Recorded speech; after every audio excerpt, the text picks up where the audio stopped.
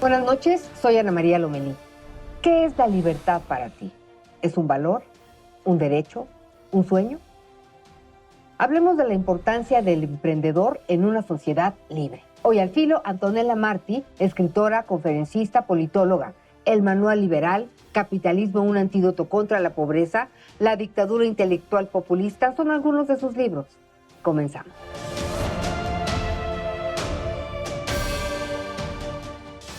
Gracias por estar con nosotros, Antonella. Bienvenida. Gracias a vos, Ana María. ¿Cómo estás? Muy bien, gracias. ¿Qué es la libertad? La libertad yo la entiendo como una de las esencias más importantes del ser humano, la posibilidad de dudar, la posibilidad de acceder a la duda, al cuestionamiento de las cosas, de vivir de la manera en que cada uno quiere vivir sin dañar a los demás y eligiendo los propios proyectos, en todo sentido, eligiendo los propios proyectos de vida sin que otras personas nos condicionen, nos digan cómo vivir o nos impongan formatos de vida, ¿no? ¿Cuál es el límite de la libertad? El límite de la libertad, hay una frase que me gusta mucho que la usa la autora economista norteamericana Deirdre McCloskey. Ella dice que yo puedo mover mis manos hasta donde está tu nariz. Y yo creo que ahí está el punto. Cuando uno pasa el límite de dañar a la otra persona, donde uno empieza a meterse con la libertad precisamente de la otra persona, ahí es cuando tenemos que alertarnos y darnos cuenta que las cosas no van a salir bien, ya sea en una relación, una relación personal entre dos personas, puede ser una pareja, amigo, familia, o llevarlo al nivel gobierno. La relación tóxica que podemos generar también con los gobiernos, los ciudadanos, es muy peligrosa y eso desencadena y ha desencadenado en populismos, ¿no? En peligrosos modelos que también pueden llegar a radicalizarse y generar autoritarismos de los que después es muy difícil salir. Lo curioso es que si hablamos de populismo, la gran mayoría de los populistas se dicen liberales, ¿no? Progresistas. Y en muchos casos se ha demostrado que son más bien castrantes, ¿no? Qué paradoja. Eh, También este tema de la libertad de elegir, ¿no? De hacer, de deshacer o de no hacer también. Tiene que ver con el desarrollo de un país, ¿no? De una comunidad.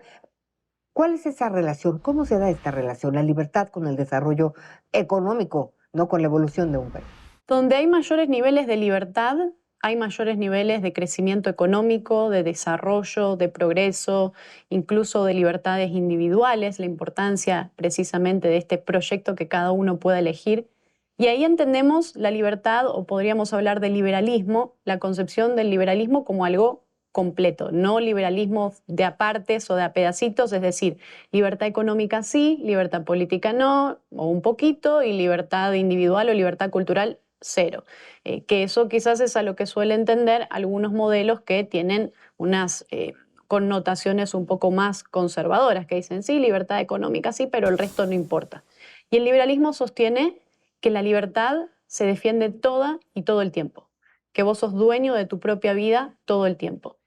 Y en ese proceso, conectando también esta visión con el desarrollo de los populismos, que es en lo que derivan modelos que no entienden la importancia de respetar la democracia liberal, la democracia y los límites al poder, la visión del Estado de Derecho, que cada Estado y cada poder del Estado pueda funcionar independientemente, tener una justicia independiente, que estas cosas funcionen por separado y que todo se convierta, digamos, en un mecanismo que le ponga límites precisamente al gobernante, porque eso es algo que tenemos que entender en América Latina. En América Latina hemos tenido estos populismos, y todavía lamentablemente los tenemos, que pueden ser de izquierda o pueden ser de derecha, porque hay de todo tipo. Digamos, la parte ideológica es de alguna manera un péndulo entre los populismos, y hoy vemos que se terminan reforzando y se vuelven extremos. Entonces hay un péndulo en el que los populismos se van tocando y hermanando y cada vez se vuelven más extremos. Entonces el peligro de poder tener estos modelos es algo a lo que tenemos que estar alerta. Pero el desarrollo que se da, el desarrollo económico, el progreso económico que pueden tener los seres humanos, las personas, los ciudadanos de nuestros países en América Latina es crucial cuando entendemos la importancia de esta división del poder y de tener cada vez mayor nivel de libertad, de autonomía al final del día. Pero entonces, en el desarrollo económico, ¿cómo influye directamente? ¿No? ¿Por qué vincular la libertad con el desarrollo económico? Por ejemplo, los sectores más pobres en los países con mayor libertad económica ganan 11 veces más en términos de salarios que los países, digamos, más pobres o más cerrados, ¿no? Los países que son más cerrados en términos económicos. Entonces, hoy la libertad económica y a lo largo de estos últimos años, en los últimos 200 años, el mundo cambió para siempre. Hace 200 años, el 95% de la población mundial vivía en extrema pobreza. Hoy ese porcentaje es del 9%.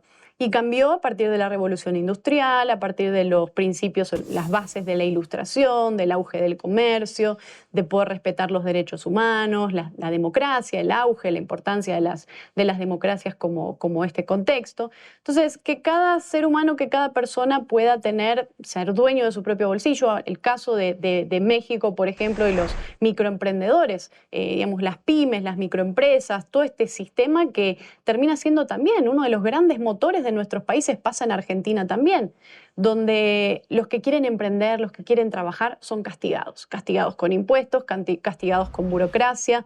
Aproximadamente en México, los microemprendedores tienen que pasar más de 500 horas al año para llevar adelante burocracia, o sea, papeleo, burocracia, regulaciones y demás.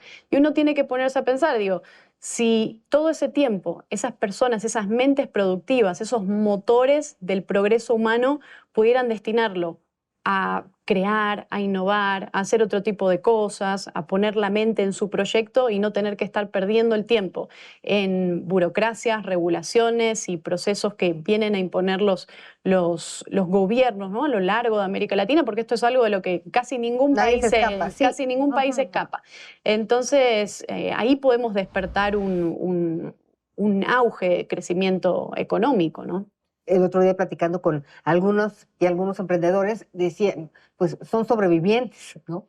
Porque toda esta efervescencia que tienes cuando quieres, pues, traducir en acción tus ideas, ¿no? Concretar tus sueños, muchas personas se asfixian en el proceso, ¿no? Es decir, o sea, no es posible, además de que económicamente es inviable para ellos, sí te mata el espíritu en algún sentido. Antonella, ¿por qué se ha estigmatizado el tema de la riqueza, ¿no? De este tema aspiracional. ¿Por qué se estigmatiza en algunas sociedades? Como hay una demonización de la figura del emprendedor, del empresario, también hay una demonización de la riqueza, del concepto de riqueza. Y eso yo creo que pasa porque no se termina de entender el concepto de riqueza y porque en nuestra región hay una concepción de la riqueza como un juego de suma cero. Es decir, esta visión de que el pobre es pobre porque el rico es rico. Y yo lo intento traducir en la creencia de que el enfermo está enfermo porque el sano está sano. Y son dos cosas que no tienen nada que ver. La riqueza se crea. De hecho, la riqueza se ha creado. En todos estos milenios hemos tenido lo mismo, los mismos recursos.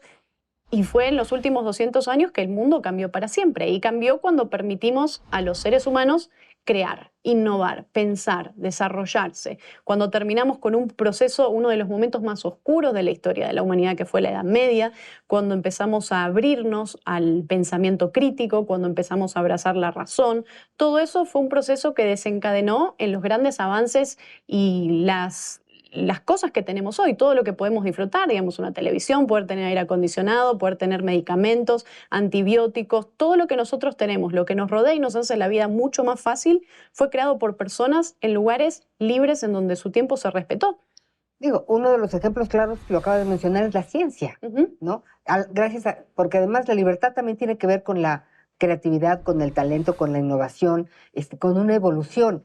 Em, el distribuir la riqueza tiene que ver con que haya menos personas en situación de pobreza. Siempre digo que si el concepto de redistribuir la riqueza o de apelar a los subsidios de manera permanente, porque esto es lo que hacen muchos de los populismos latinoamericanos, en el caso de Argentina somos expertos en eso, de tener planes sociales permanentes, como política pública constante, digamos, sin que eso se detenga, eso no ha dado buenos resultados en ningún lado. Si fuera por eso, Argentina, Venezuela, muchos de estos países que recurren a la redistribución de la riqueza deberían ser los más ricos del mundo prácticamente, con todo lo que se redistribuye. Y la realidad es que no. Y eso pasa precisamente porque cuando se recurre a la redistribución de la riqueza, es decir, que el gobierno le quita a uno para darle a otro y lo hace de manera permanente y lo aplica como medida central y principal, lo que estás haciendo es que estás arruinando los incentivos del que quiere emprender. Hoy, por ejemplo, ¿quién va a querer emprender en un país en el que sabes que, bueno, viene el gobierno y te va a quitar más del 50, 60 o el porcentaje que sea de lo que vos producís, de lo que vos generás? O en países como Venezuela, donde tenemos a estos políticos o populistas disparatados, fue en su momento el caso de Hugo Chávez con el expropiese, ¿no? ¿Qué ganas voy a tener yo de invertir, de tener capital, de desarrollarlo, de tener una empresa, una propiedad en un país en el que sé que mañana eso va a estar en las manos de cualquier populista disparatado? Entonces el punto creo que está ahí, en hacer énfasis en que no entendamos la riqueza como un juego de suma cero, sino como algo que todos tenemos y que podemos además construir. Y eso lo hacen las pymes, lo hacen las empresas de todo tipo, de todo tamaño. Esos son los motores, los grandes motores de nuestros países, los que sacan adelante la economía. Antonella, ¿te parece si para despedirnos jugamos al filo? Asociación de ideas. Bueno. Capitalismo. Un concepto que no se termina de entender. Socialismo. Uno de los mayores fracasos. Éxito. Yo pienso en América Latina. El fracaso. Es un aprendizaje. Antonella, pues tenemos mucho que platicar. Gracias por habernos acompañado. Por favor. Bueno, buen viaje. Aunque ya te adoptamos en México, sí, ¿no? Sí, ya sé que viajas vengo muchísimo. mucho. Gracias. Muchas gracias. Un placer. Bueno, pues con la libertad todo, ¿no? Es como la salud. Con salud se puede todo, con la libertad también. Gracias por habernos acompañado. Recuerden que tenemos una cita la próxima semana al filo de la medianoche.